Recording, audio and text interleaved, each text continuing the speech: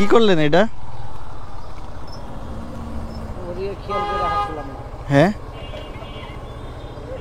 এটা লাগাই দিলেন যে আপনি বাইকটার মধ্যে।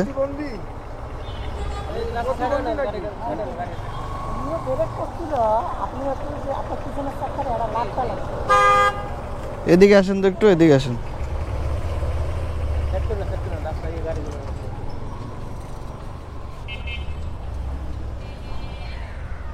আপনার কি মাথায় সমস্যা আছে? হ্যাঁ, রোজা আছেন? রোজা আছেন?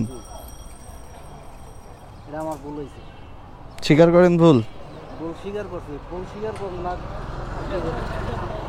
আপনারা দেখছেন সিনটা কিভাবে লাগাই দিছে? রমজান মাস তো কিছু বললাম না, আর কিছু বলারও নেই। আজকে আমি আপনারে হয়তো বা ছাড় দিলাম, আমার জায়গায় আরেকজন হলে ছাড় নাও দিতে পারতো, তাই না? তো ঢাকা শহরে একটু সাবধানে চালায়েন, দেখে শুনে চালায়েন। আপনাদের অটো রিক্সাওয়ালাদেরকে মানুষ এমনিতেই গালি দেয় না।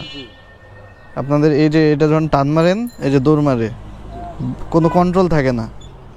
ব্রেকটা যে করবেন ওই কন্ট্রোলটা আপনারা পান না ঠিক মতো। কিছু মনে নিয়েন না, আমি আপনারা বুঝাইলাম, জাস্ট দেখে চালায়েন।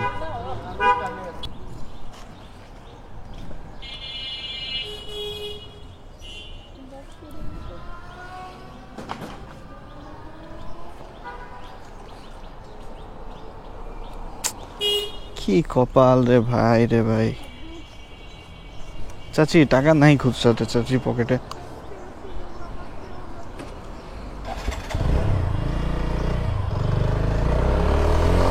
থাপ করে লাগাই দিল, দেখলো না একটাবার। উনি আমাকে লাগাই দিছে, এটা বড় বিষয় না। আজকে উনি আমার পিছনে লাগাই দিছে এই জায়গাটায়। এখন আমার বাইকের মধ্যে কেউ নাই জন্য কিছু হয় নাই। আমার বাইকে যদি একটা পিলিয়ন থাকতো বা কোনো মহিলা মানুষ থাকতো বা কোনো মেয়ে মানুষ চড়তো, সে তো পড়ে যেত।